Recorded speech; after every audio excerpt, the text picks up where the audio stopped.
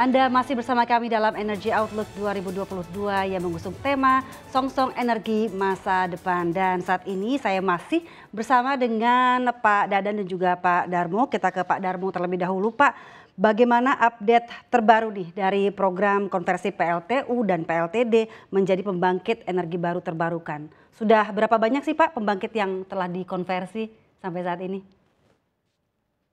Terima kasih Mbak Dian. Untuk kami memiliki 5.200 pembangkit listrik berbasis pada diesel di 2.130 lokasi. Nah, untuk ini kan diesel ini termasuk pembangkit yang mahal. Itu BBM itu sebagian besar diimpor, biayanya sekitar 3.500 sampai 4.000 rupiah per kWh atau sekitar 28 sen.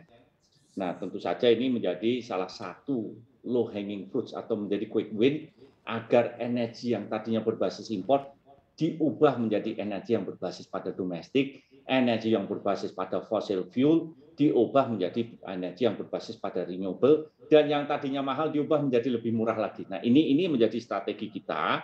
Nah, dari 2 giga itu ada 588 megawatt yang akan kita ubah menjadi EBT, sebagian akan kita connect dengan transmisi, ada sebagian juga kita ubah dari yang BBM menjadi gas.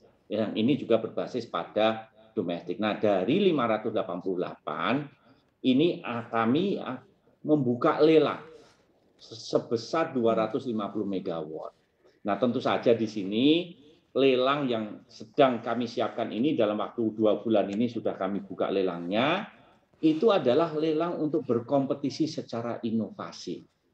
Teknologi baterainya tidak kami kunci, monggo saja, karena teknologi baterai ini banyak macam-macam. Ada yang lithium ion, yang solid state, ada yang liquid, dan liquid itu kelihatannya bisa lebih murah begitu ya.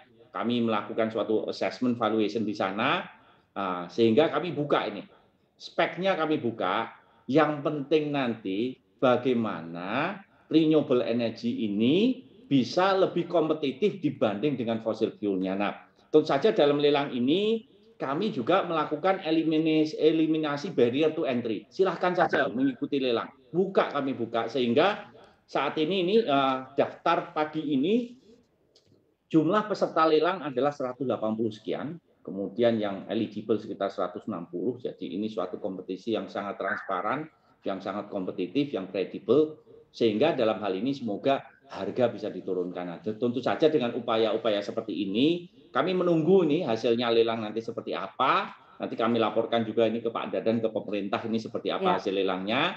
Tapi kalau kami mengacu di tahun 2015, harganya masih 25 sen, kemudian turun menjadi 10 sen, ini skala kecil, jadi tidak bisa dibandingkan dengan skala yang besar, tetapi harapan kami adalah ini adalah pertama kali renewable energy dari PLTS misalnya beroperasi 24 jam, yaitu menggunakan baterai energy storage system yang biasanya sangat mahal. Ya, Pak Darmo, kalau PLTD sendiri Pak akan digantikan dengan apa Pak Darmo, PLTD? Jadi PLTD ini kami gantikan dengan renewable energy berbasis pada kearifan lokal. Tadi juga Pak Dadan melontarkan ada energi yang berbasis pada kelautan. Ini juga kita pertimbangkan Pak. Ya gitu ya Pak Dadan. Tapi misalnya di situ ada misalnya pembangkit listrik berbasis pada tenaga surya, ya kita pertimbangkan juga PLTS. Nah, untuk yang pertama ini memang yang kami kumpulkan adalah yang berbasis pada fotovoltaik ditambah dengan baterai energy storage system. Tetapi juga untuk yang selanjutnya ada beberapa daerah yang punya potensi berbasis pada energi kelautan, itu juga kita pertimbangkan. Tapi kalau di situ ada hidro, ada mini hidro, mikro hidro, kami juga pertimbangkan bergantung pada energi yang tersedia di lokasi spesifik tersebut, gitu Mbak Dian. Jadi kalau kita berbicara renewable energy pada lokasi yang banyak sekali, ya apa yang terbaik pada renewable energy yang tersedia di daerah tersebut. Nah, untuk yang batch yang pertama yang 250 megawatt ini memang berbasis pada pembangkit listrik tenaga surya ditambah dengan battery energy storage system karena harus beroperasi selama 24 jam. Sedangkan kalau kita berbicara PLTS saja, ini adalah pembangkit yang sifatnya intermittent. Beroperasi hanya dari jam 9.30 sampai jam 2.30, sekitar 4 sampai 5 jam saja. Sedangkan kita membutuhkan suatu pasokan yang kontinu selama 24 jam. Demikian Mbak Dian. Baik, ya. Pak Dadan, ini menyambung soal energi baru terbarukan lagi, Pak, ini tantangan terbesar dalam pengembangan energi baru terbarukan ini adalah pendanaannya, Pak Dadan. Bahkan Presiden Jokowi sendiri dalam APBN mengatakan bahwa untuk membiayai ini tidak mampu seperti itu karena untuk investasi di sektor energi baru terbarukan ini kan relatif mahal begitu, Pak. Ini bagaimana untuk pendanaannya sendiri dan untuk merangsang investor untuk berinvestasi di sektor ini, Pak Dadan? Ya, terima kasih bahwa sekarang memang betul bahwa ini akan memerlukan investasi yang cukup besar ya. Malah kalau kita bicara net zero emission itu menjadi sangat besar. Misalkan untuk yang basisnya UPTL, yang di PLN, itu kalau perhitungan kami itu kan memerlukan angka sekitar 50 miliar dolar ya. Jadi kira-kira rata-rata dalam setahun itu ya 5 miliar dolar investasi ya. Dan investasi ini menurut saya sesuatu yang sangat baik. Ini kan bisa menumbuhkan perekonomian di dalam negeri. Kita juga punya kebijakan TKDN yang mensupport untuk hal ini. Memang kalau kita mengandalkan pendanaan dari dalam negeri, meskipun tadi Pak Dirut menyampaikan bahwa untuk yang lelang ini juga kan peminatnya demikian banyak. Dan saya memahami kalau peminat banyak itu juga siap dari sisi pendanaan. Tapi kalau bicara untuk proyek-proyek besar, apalagi teknologinya ini untuk beberapa masih tergantung dari luar, sehingga sisi pendanaannya pun barangkali ini akan juga melibatkan dana-dana dari luar. Dan yang kami lakukan adalah menciptakan iklim investasi yang semakin kondusif, ya. Semakin kondusif untuk mendorong pemanfaatan energi terbarukan ini segera masuk, barrier to entry-nya kita kurangi, malah kita hilangkan, gitu ya. Di sisi yang lain, kita juga nanti akan mendapatkan manfaat berupa energi yang bersih dan harapannya ini, dan menurut kalkulasi kami juga, dan tadi dikonfirmasi oleh Pak Dirut, bahwa akan semakin kompetitif. Jadi kalau Pak Dirut tadi menyampaikan program untuk konversi, saya kira ini program yang menurut saya tidak ada peluang untuk gagal ya. Karena jelas ini manfaatnya. Manfaatnya menjadi lebih bersih dan secara keekonomian buat PLN menurut saya semakin menarik. Kami sekarang sedang menyelesaikan untuk kebijakan tarif, kemudian untuk Perpres.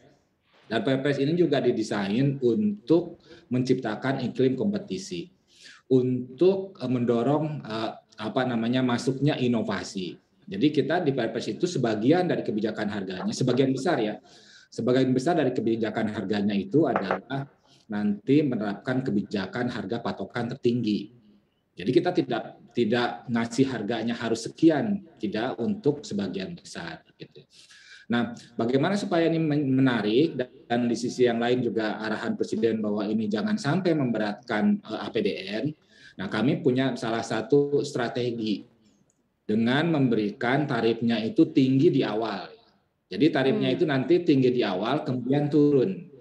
Jadi kalau ada insentif Pak Dadan, ada tidak insentif Pak yang ditawarkan nanti untuk investor? Ini bagian dari insentif. Ini bagian dari insentif dengan kebijakan harganya. Kan harga itu merupakan insentif yang dikeluarkan dari pemerintah bersama-sama dengan PLN ya. Jadi harganya ini baik di awal sehingga buat investor ini akan semakin menarik karena dia lebih cepat nanti akan memastikan untuk kembali modalnya. Kan kalau investasi modal harus kembali ya. Kemudian ada return yang baik dari sisi itu. Nah, kita secara overall, secara total ini akan memberikan manfaat. Jadi harga tinggi di awal, kemudian setelah itu turun. Setelah dipastikan bahwa payback periodnya itu tercapai, setelah dipastikan bahwa balik modal terjadi. Setelah itu kan kita hanya urusan untuk OM saja untuk pemeliharaan. Ini yang salah satunya yang sedang kita selesaikan bersama-sama. Memang untuk beberapa wilayah kami masih mempunyai opsi ya, mengusulkan bahwa untuk wilayah-wilayah yang sangat jauh, yang mungkin skalanya sangat kecil, yang kalau dilelang dengan murah-murahan harga ini mungkin tidak ada yang menarik. Nah, kita ada satu opsi yang lain, kebijakan harganya itu adalah feed-in tarif. Jadi kalau melihat animo, Madian, dari apa yang kami terima, misalkan yang datang ke kantor, yang mengusulkan proposal, yang menyampaikan proposal ke pemerintah, ke PLN, saya kira animo ini udah sangat tinggi. Tinggal kita nanti bagaimana menyiapkan sistemnya. PLN sudah sangat baik bekerja untuk hal ini, untuk pengadaan. Nanti kami akan lengkapi dari sisi tarif, kebijakan yang lain, investasi, insentif-insentif yang sifatnya fiskal, non-fiskal, saya kira sekarang sudah berjalan. Di panas bumi, kita ini punya insentif dari hulu sampai hilir. Dari mulai pembebasan PBB itu juga sudah sangat lengkap. Kebijakan untuk misalkan masuk barang dari luar, ada pembebasan dari bea masuk. Ini saya kira sudah ada untuk hal tersebut. Kami akan menambahkan dari sisi kebijakan harganya. Baik Pak, berarti boleh dikatakan Pak Dadan, ya rencana pendanaan untuk energi baru terbarukan nanti tidak akan membebani negara dan juga rakyat seperti itu ya. Tapi dijawabnya nanti ya Pak Dadan.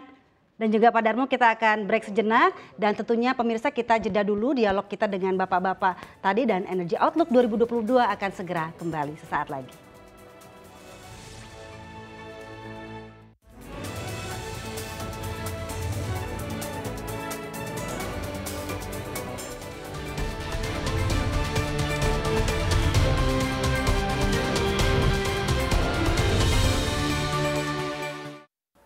Untuk mengetahui informasi lebih lengkap dan berita terkait, silakan klik link di deskripsi. Dan jangan lupa untuk install aplikasi CNBC Indonesia yang tersedia di App Store dan Play Store. Dan jangan lupa subscribe ya.